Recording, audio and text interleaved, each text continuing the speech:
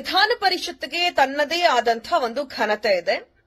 ಕೆಲವು ವಿಧಾನ ಪರಿಷತ್ ಸದಸ್ಯರು ಆ ವಿಧಾನ ಪರಿಷತ್ತಿನ ಘನತೆಯನ್ನ ತೆಗೆದು ಹಾಕೋದಕ್ಕೆ ಅಂತಾನೆ ವಿಧಾನ ಪರಿಷತ್ತಿಗೆ ಹೋಗ್ತಾರೇನೋ ಅನ್ನುವಂಥ ಫೀಲ್ ಆಗುತ್ತೆ. ಇತ್ತೀಚೆಗೆ ರವಿಕುಮಾರ್ ಎಂಎಲ್ಸಿ ಹೆಸರಿಗೆ ಮಾತ್ರ, ಆದ್ರೆ ಎಂಎಲ್ಸಿ ಸ್ಥಾನದಲ್ಲಿ ಹೇಗಿರ್ಬೇಕು ಅನ್ನುವಂಥ ನಯಾ ಪೈಸೆ ಬುದ್ಧಿ ಕೂಡ, ವಿವೇಚನೆ ಕೂಡ, ಸಂಸ್ಕೃತಿ ಕೂಡ ಅವ್ರಿಗಿಲ್ಲ ಅನ್ನುವಂಥದ್ದು ಅವರ ನಾಲಿಗೆ ಪದೇ ಪದೇ ಪದೇ ಪ್ರೂವ್ ಮಾಡ್ತಾ ಇದೆ. ಮೊನ್ನೆ ಅಷ್ಟೇ ಗುಲ್ಬರ್ಗಾದ ಜಿಲ್ಲಾಧಿಕಾರಿ ಆಗಿರುವಂತಹ ಫೌಜಿಯಾ ತರನ್ನುಮ್ ರವರ ಬಗ್ಗೆ ನಾಲಿಗೆಯನ್ನ ಹರಿಬಿಟ್ಟಿದ್ರು. ಈಗ ಚೀಫ್ ಸೆಕ್ರೆಟರಿ ಆಗಿರುವಂತಹ ಕರ್ನಾಟಕ ಸರ್ಕಾರದ ಚೀಫ್ ಸೆಕ್ರೆಟರಿ ಆಗಿರುವಂತಹ ಶಾಲಿನಿ ರಜನೀಶ್ ರವರ ಬಗ್ಗೆ ನಾಲಿಗೆಯನ್ನ ಹರಿಬಿಟ್ಟಿದ್ದಾರೆ.